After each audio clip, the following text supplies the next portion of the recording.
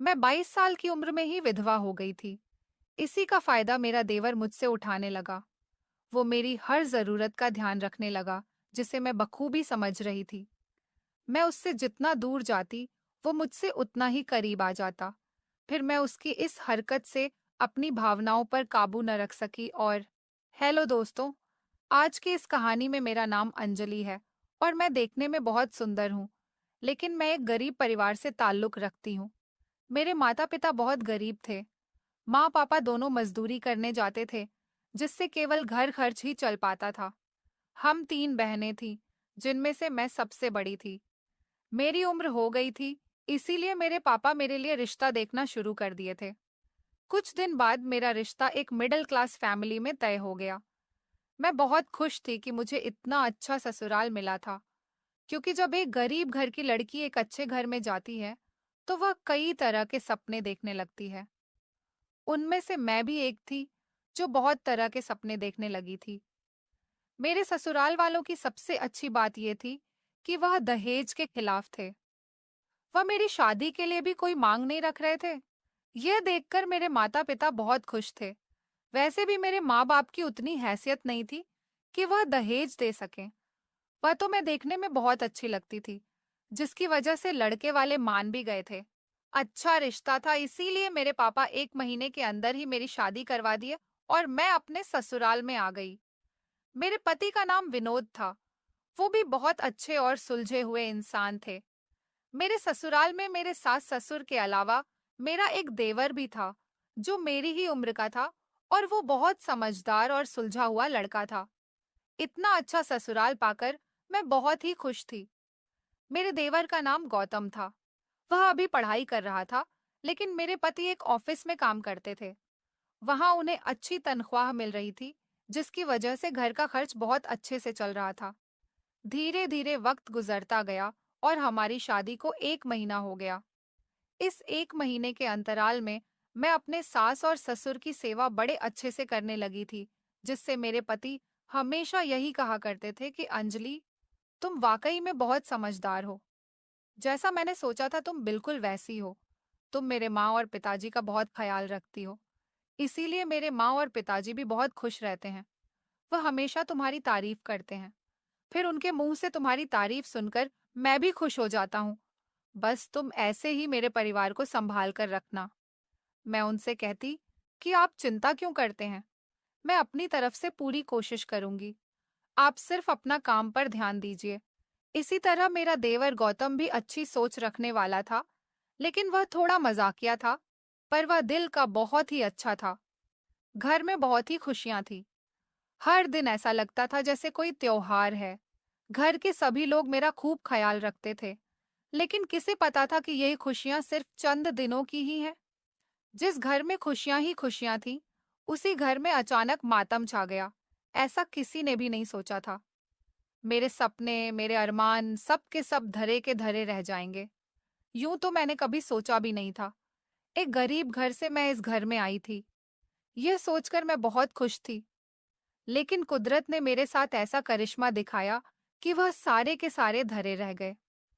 एक दिन जब मेरे पति विनोद अपने काम के लिए गए, तो रास्ते में ही उनका एक्सीडेंट हो गया और मौके पर ही उनकी मौत हो गई। जब ये खबर हम सबको मिली, जैसे हम सबके ऊपर तो पहाड़ गिर गया था। मैं अभी 22 साल की थी और मैं विधवा हो गई थी। मेरी शादी को अभी 2 ही महीने हुए थे। मैंने तो अभी अपने पति को जी भर के देखा भी नहीं था, ना ही अभी मेरा कोई सपना या अरमान पूरा हुआ था। लेकिन किस्मत ने मेरे साथ ऐसा खेल खेला कि मेरे जीवन का मतलब ही बदल गया। उस वक्त मैं ऐसे सदमे में चली गई, जिससे बाहर निकलना बहुत ही मुश्किल हो गया था। मैं यूं ही बैठी रो रही थी कि तभी कुछ औरतें आकर मेरी मांग का सिंदूर धोने लगी। मुझे इस तरह से देख मेरा देवर फूट फूट कर रोने लगा। कुछ लोग हमें तसल्ली दे रहे थे, लेकिन मेरी आंख से आंसू रुकने का नाम ही नहीं ले रहे थे। मैं यूं ही बेसुध रोए जा रही थी, पर इस तरह से कब तक रोती। धीरे धीरे आंखों से आंसू गिरने भी बंद हो गए। इस घटना को 1 महीना गुजर गया और मैं देख रही थी कि मेरे सास ससुर का रवैया मेरे प्रति बदलता जा रहा था। वह पहले जैसा मुझसे व्यवहार बिल्कुल भी नहीं कर रहे थे। मैं भी क्या कर सकती थी, क्योंकि मेरी तो दुनिया ही लुट चुकी थी। जब तक पति थे तब मुझे बहुत मान सम्मान मिल रहा था, लेकिन अब पति के जाने के बाद सब कुछ उल्टा चल रहा था। घर में बस एक देवर ही था जो मेरी तकलीफों को अच्छे से समझ रहा था, लेकिन वह भी बेचारा क्या कर सकता था। मैं अपने कमरे में बैठी यह सोच रही थी कि मैं अपने माँ बाप के पास चली जाऊं, लेकिन अब मैं उन्हें और तकलीफ नहीं देना चाहती थी, क्योंकि अभी मेरी दो बहनें कुंवारी बैठी थीं। ऊपर से मैं उनके पास चली जाती तो उनकी हालत तो और ज्यादा खराब हो जाती, क्योंकि उनके पास पैसे की बहुत ज्यादा तंगी थी।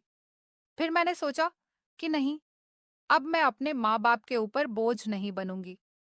अब चाहे जो भी हो, मैं यहीं इसी घर में रहकर सब कुछ सहन करूंगी, क्योंकि मैं इस घर की बहू थी, इसीलिए मेरा भी इस घर पर अधिकार था। मैं भी तो यही सोचकर आई थी कि मैं अपने ससुराल को हमेशा समेट कर रखूंगी, लेकिन अब हालात कुछ और ही थे। अब तो मेरी सास मुझे ताने भी देने लगी थी। वह कहती थी कि तुम मेरे बेटे को खा गई। अगर तुमसे अपने बेटे की शादी ना की होती, तो आज मेरा बेटा जिंदा होता। लेकिन ये मेरी भूल थी, जो मैंने अपने बेटे की शादी तुम जैसी लड़की से की। सास की इस तरह की बातें मेरे सीने को किसी आरे की तरह काटती थीं। ऐसा लगता था जैसे अब मुझे जीना ही नहीं चाहिए। आखिर इसमें मेरी क्या गलती थी? क्या मैंने खुद अपने पति को मारा था? पति के जाने का दुख मेरे अंदर कितना है, ये मैं लफ्जों में बयान नहीं कर सकती थी। घर की हालत अब दिन पर दिन बदतर होती जा रही थी, लेकिन मेरा देवर इस बात को बखूबी समझ रहा था। फिर उसने अपनी पढ़ाई बंद कर दी और अपने लिए नौकरी ढूंढना शुरू कर दिया। वह मुझे समझाता था कि भाभी, आप ज्यादा परेशान मत होइए, क्योंकि माँ और पिताजी पुराने ख्यालात के हैं, इसीलिए वह इन सब बातों को समझ नहीं पा रहे हैं। जिस दिन उनको ये बात समझ आ जाएगी, उस दिन वह आपसे कुछ नहीं कहेंगे। मैं भी अपने देवर गौतम की बात को मान जाती थी, क्योंकि वह हमेशा से मुझे खुश देखना चाहता था। वह मेरे साथ कभी गलत व्यवहार नहीं कर रहा था। वह मुझे हर दिन खुश करने के लिए तरह तरह के हथकंडे भी अपनाता था, लेकिन मेरे अंदर जो पीड़ा थी, उसे मैं कैसे भूल सकती थी। मैं अभी मात्र 22 साल की विधवा थी। मेरे अभी ऐसे मौज के दिन थे, लेकिन मैं तकदीर की मारी थी, इसीलिए मुझे सिर्फ दुख ही दुख मिल रहे थे। मुझसे अब एक नौकरानी की तरह घर का काम कराया जा रहा था, जिससे मेरी हालत और भी ज्यादा खराब होती जा रही थी। कुछ ही दिन के बाद मेरे देवर को एक ऑफिस में काम मिल गया और वह अब काम पर जाने लगा था। वह रोज सुबह जाता और शाम को ही वापस आता था।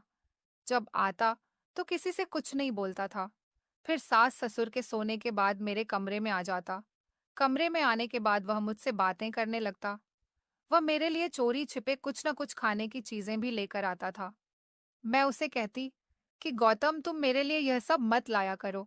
कहीं माँ जी को पता चल गया तो वह हमारे बारे में गलत सोचेंगी। मेरी बातों को सुनकर वह कहता, भाभी आप चिंता मत करिए, आप बस अपना ध्यान रखिए, क्योंकि आप घर के सारे काम अकेली करती हैं और माँ के ताने भी सुनती हैं। फिर भी आप पलटकर कभी भी उन्हें कोई जवाब नहीं देती। अगर इस घर में कोई और होता तो अब तक न जाने कितना झगड़ा कर लिया होता। गौतम मुझे हर तरह से समझाने का प्रयास करता था, फिर मैं भी क्या कर सकती थी। उसकी बातों का मान रखना ही बढ़ता था, क्योंकि जो इंसान हमारी कद्र कर रहा था, अगर मैं उसकी कद्र न करती तो यह मेरे संस्कारों के खिलाफ हो जाता। वक्त यूं ही गुजर रहा था। मुझे हर दिन अपनी सास के ताने सुनने पड़ रहे थे, लेकिन मैं सास से कुछ नहीं कह पाती थी।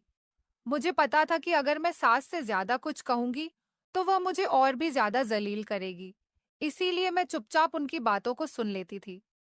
रविवार का दिन था। उस दिन मेरा देवर गौतम का ऑफिस में छुट्टी थी। उस दिन मैं घर के सारे काम निपटाकर अपने कमरे में यूं ही अपने पति को याद कर रही थी। उनकी यादों में मेरी आंखों से आंसू बह रहे थे। उनके रहते मैं कितनी खुश थी, लेकिन अब तो मेरे लिए जीना मुश्किल हो गया था। तभी मेरा देवर गौतम मेरे कमरे में आ गया। वह मेरी आंखों में आंसू देखकर कहने लगा, भाभी आप रो क्यों रही हैं? अब जो चला गया है वह तो दोबारा वापस नहीं आ सकता, इसीलिए अब और ज्यादा अपने आप को तकलीफ मत दीजिए। अगर इस तरह से आप अपने को तकलीफ देंगी तो आपकी तबीयत कहीं और ज्यादा न बिगड़ जाए। मैंने देवर से कहा कि गौतम, आप मेरी इतनी फिक्र क्यों करते हो, जबकि आपकी माँ और पिताजी मुझे हर रोज ताने मारते हैं। आखिर इसमें मेरा क्या कसूर है? पति के जाने का दुख मुझे भी तो है। क्या वो इस बात को नहीं समझते हैं? मैं ये सब कुछ अपने देवर गौतम से कह रही थी और रोए जा रही थी। तभी वह मेरी आंखों से आंसू पोंछने लगा और कहने लगा, भाभी आप तो समझदार हैं और आप समझ सकती हैं। धीरे धीरे सब ठीक हो जाएगा। मैं हमेशा आपके साथ हूँ। आप चिंता मत करिए। गौतम के मुंह से ऐसी बातें सुनकर मैं रोने लगी। घर में एक वही तो था जो मुझे समझ सकता था और मेरा ख्याल भी वही रखता था। उसने मुझे अपने गले से लगा लिया और मेरे साथ रोने लगा। जब मैंने उसकी आंखों में आंसू देखे तो मैं तुरंत उससे दूर हटकर उसे चुप कराने लगी। कुछ देर के बाद हम दोनों चुप हुए और आपस में यूं ही बातें करने लगे। तभी मेरी सास वहां आ गई और मुझे इस तरह से गौतम के साथ देखकर वह उल्टा सीधा कहने लगी। वह कहने लगी, मेरे एक बेटे को तो तूने खा लिया, अब मेरे दूसरे बेटे को भी खाएगी क्या? आज के बाद मेरे बेटे से दूर रहना, नहीं तो मुझसे बुरा कोई नहीं होगा। सास की बात सुनकर तो जैसे मेरे ऊपर बिजली ही गिर पड़ी थी। मैं यूं ही फूट फूट कर रोने लगी। गौतम अपनी माँ को समझा रहा था, लेकिन वह उसकी किसी भी बात को समझने के लिए तैयार ही नहीं थी। वो सिर्फ मुझे ही दोषी ठहराती रही। इसी तरह मेरे पति की मौत को 6 महीने गुजर गए। ये 6 महीने गौतम मेरा बहुत ख्याल रख रहा था और इसी बीच हम दोनों में नजदीकियां भी बढ़ गई थीं। मुझे ऐसा महसूस होने लगा था कि गौतम मुझसे प्यार करने लगा है, क्योंकि इतना ज्यादा ख्याल कोई और नहीं रख सकता था। एक दिन हमारे घर पर एक शख्स आया और वह मेरे सास और ससुर से कुछ बात किया। फिर वह पैसे का एक बंडल मेरी सास के हाथ में रखकर चला गया। ये सब कुछ मैं अपने कमरे से देख रही थी। मुझे इस बात से बहुत हैरानी थी कि एक अनजान शख्स मेरी सास को इतने पैसे क्यों देकर गया था। अब मैं ये बात अपने देवर को भी नहीं बता पा रही थी, क्योंकि उस दिन सास ने मुझसे जैसा व्यवहार किया था, तब से तो मैं देवर से दूर ही रहती थी। लेकिन गौतम हमेशा मेरी फिक्र करता था, मेरी हालातों के बारे में जानने की कोशिश करता था, फिर ना चाहते हुए भी उससे बात करनी पड़ जाती थी। आज शाम को जब गौतम घर आया तो उस वक्त सास घर में नहीं थी।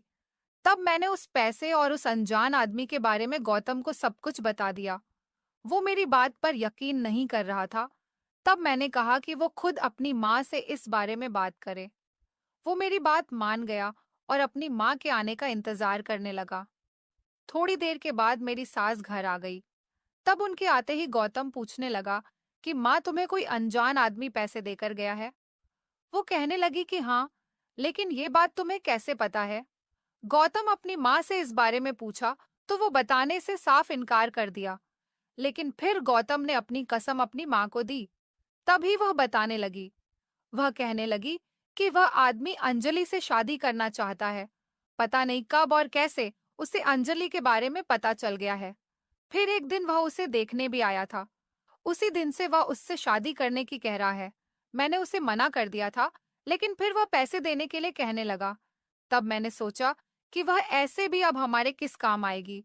मेरा बड़ा बेटा तो उसने 10 ही लिया है और अब यह तुम्हारे ऊपर भी डोरे डाल रही है। अगर यह इस घर में रहेगी तो वह तुम्हें भी। इसी वजह से हम उसे इस घर से विदा कर देना चाहते हैं। सास के मुंह से यह बात सुनकर मुझे ऐसा लग रहा था जैसे अब भी जमीन फटे और मैं उसमें समा जाऊं। मेरी जीने की इच्छा अब पूरी तरह से खत्म हो चुकी थी। मेरे सास ससुर इतना नीचे गिर सकते हैं, ये मैंने सोचा भी नहीं था। मेरा देवर गौतम इस बात पर अपने माँ बाप को भला बुरा कहने लगा।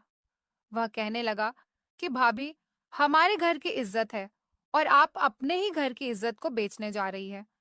आपको इतनी भी समझ नहीं है। अगर भाभी की जगह पर आप होती और आपकी सास आपसे ऐसा करती तो आप क्या करती?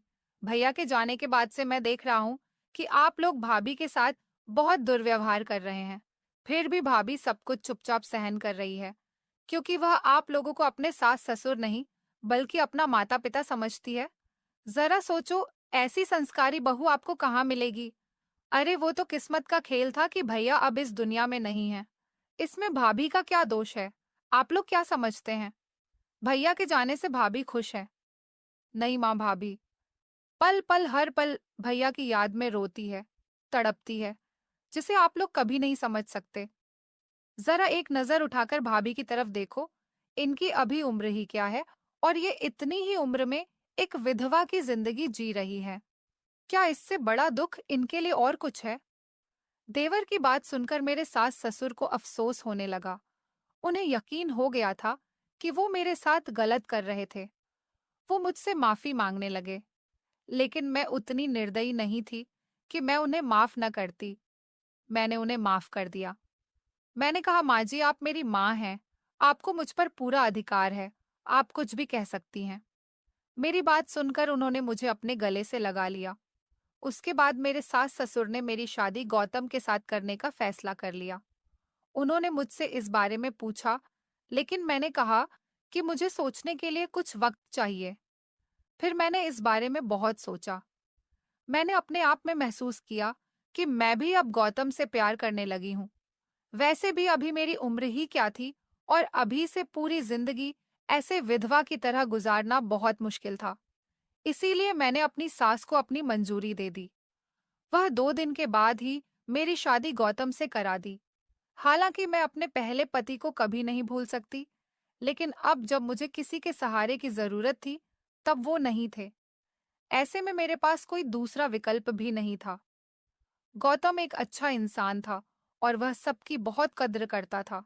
इतने दिनों में उसने मेरा जितना ख्याल रखा, उससे तो मैं शुक्रगुजार थी। मैं खुशी खुशी गौतम को अपना पति मानकर अपने जीवन की एक नई शुरुआत कर दी। दोस्तों, एक कम उम्र में विधवा की जिंदगी जीना कितना मुश्किल होता है, यह आप सब समझ सकते हैं। यह समाज एक विधवा को किस नजर से देखता है, यह भी आप समझ सकते हैं। लेकिन अगर गौतम जैसा समझदार लड़का हर घर में हो तो उस घर की मान मर्यादा हमेशा बची रह सकती है, क्योंकि गौतम एक बहुत ही अच्छा काम किया था। वह हर वक्त उसके लिए ढाल बनकर खड़ा रहा और आखिर में उसे अपनी जिंदगी का हिस्सा बना लिया। तो दोस्तों, उम्मीद करती हूँ आपको हमारी कहानी पसंद आई होगी। कहानी पसंद आई है तो वीडियो को लाइक करें। चैनल पर नए हैं तो चैनल को सब्सक्राइब करें और नोटिफिकेशन को जरूर दबाएं, ताकि अगली अपडेट सबसे पहले आपको मिले। धन्यवाद।